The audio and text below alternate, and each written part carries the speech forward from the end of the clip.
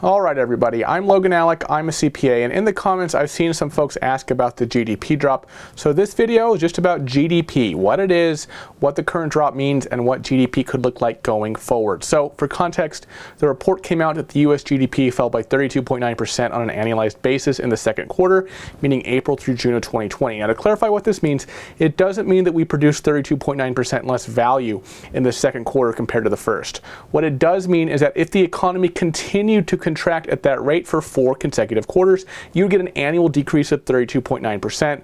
I don't want to turn this video into a math lecture, but I do want to explain how annualized growth is calculated, or annualized loss in this case. So basically you take the difference between the 2 quarters, in this case the difference between the first quarter and the second quarter, express it as a ratio, then take that ratio to the 4th power, since there are 4 quarters in a year, and subtract 1 to yield the percentage. In the same way you could annualize a monthly rate, for example, by taking the ratio to the 12th power instead of the 4th. Okay, here's the formula on the screen for all you math nerds. If you don't get this, that's fine. It's not, you don't need to get how it's calculated for the purpose of this video. Now, we all know the effect coronavirus has had on the world market, but also the American economy in particular, so it's not necessarily surprising to see a significant change from the first quarter to the second quarter. This trend didn't start in the second quarter though. In fact, GDP decreased by just under 5% annualized in the first quarter. That was bad news at the time. It was actually the first decrease since 2014 and the worst quarter since the 2008 recession. But 32.9% annualized is really in a different category compared to what happened in the first quarter.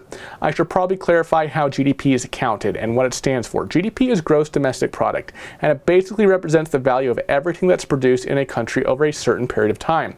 Now you could also measure state or city GDP. It doesn't necessarily have to be at the national level, but that's the figure we're talking about in this case. So it's worth noting that some forms of government spending are included in GDP. Things like building roads and funding firefighters, for example. The government calls these consumption expenditures and gross investment, and they're included in GDP, which means they're part of that 32.9% figure. On the other hand, things like Social Security benefits, unemployment benefits, or stimulus checks, these are called transfer payments, and they aren't included in the GDP because they aren't associated with any product or service. And that's what the stimulus bill is designed to do. We knew there was going to be a slowdown, and those payments can counter the impact of shutting down the economy by making sure people get money they need. But that's also why they aren't included in GDP, because the person who receives them isn't putting something back into the economy in exchange necessarily. With that being said, if you went out and spent your stimulus money in the economy, bought groceries, for example, that would be counted in the GDP because you were paying them for something. You weren't just giving somebody money. If you look at that 32.9% figure, obviously that's an incredible drop from one quarter to the next, and it's the largest single quarter annualized drop since you started measuring GDP quarterly in 1947. In fact, it was more than 3 times as severe as the previous worst quarter, which was April to June of 1958. Now, this wasn't being measured in the same way during the Great Depression, but the estimated total drop then was around 30%. So it isn't an exaggeration to say this is at least as severe as the Depression in terms of quarterly contractions extrapolated to an annual rate. But that statement could be somewhat misleading, because just comparing those figures alone doesn't mean that the overall impact of our current economic crisis will necessarily be as widespread. The Depression started in October of 1929 and didn't reach its lowest point until 1933. So that's 4 years of sustained economic hardship, high unemployment, a steep market crash, and of course lower GDP. And no doubt it will take both the US and the rest of the world years to get back to normal following coronavirus, or the new normal at least, but if we are able to get it under control, and especially if we can develop a successful vaccine, maybe we'll have the opportunities to start reopening in full more quickly, and in that case the curve would look more like a V, a sudden drop followed by a rapid recovery. That is called a V-shaped recovery, like during the recession of 1953. And even though the second quarter of 2020 would still be the worst quarter in modern American history, we could potentially avoid the kind of ongoing economic decline that we saw during the Depression. Of course, things could also go in the opposite direction. The vaccine could take longer than expected, outbreaks could get worse, especially as schools go back to in-person instruction, and in that case it's going to be harder for companies to get their employees back to work. So what makes this situation unique is that everything flows out from our ability to fight the virus itself. This isn't to say that public health is the only factor to consider here, but I think it's safe to say that the worst effects of the recession will continue to depend on our ability to limit cases and get the public health crisis under control.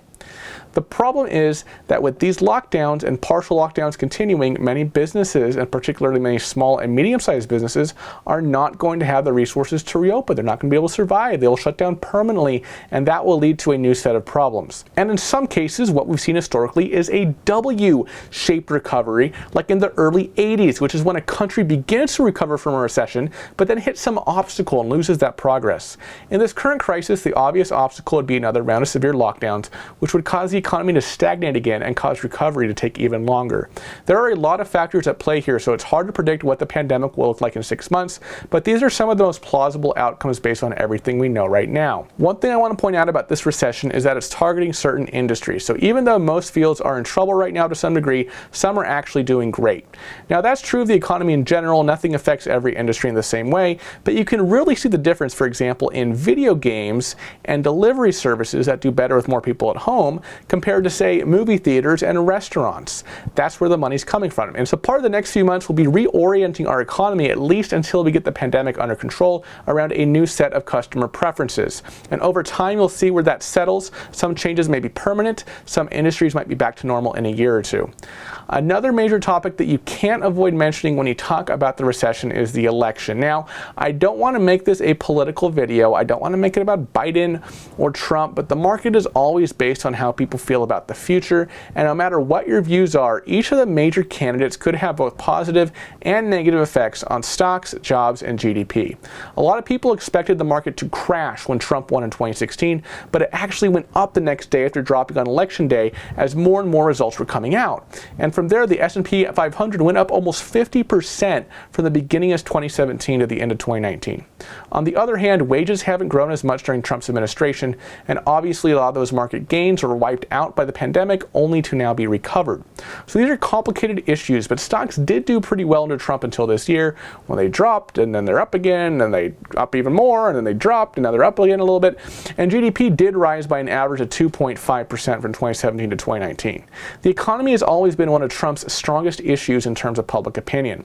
For example, a new YouGov poll found that 46% of voters either strongly approve or somewhat approve of Trump's approach to jobs in the economy, even though just 30% support him for president over Biden. That said, only 38% of respondents were confident in his ability to respond to the pandemic, compared to 56% who were uneasy about it and 6% who were unsure. When voters were asked the same question about Biden, 45% they were confident, 43% said they were uneasy, and 13% said they were unsure. That's not great either, but it's still better, since the people who said they were unsure would presumably maybe split to both sides if Biden were elected and we had a chance to see him in office. We'll have to wait and see what happens over the next few months, but with how unpredictable things are right now, I wouldn't be surprised to see some kind of significant market reaction after the election, regardless of who wins. All right, everybody, I hope this video answered some of your questions about the recent GDP news and the recession in general. I know it's a complicated situation. I wish I could tell you exactly how the next few months or the next year are going to go, but I don't want to misrepresent the situation. Ultimately, the second quarter drop could end up being a short-term response to the lockdown, and the economy could start to bounce back in 2021, and it could end up being the start of a longer recession. Either way, I'm going to be right here to tell you all about it, so as always, stay tuned for more updates on the recession, stimulus, and everything else that's going on in 2020. And I'll see you in the next video. Bye-bye.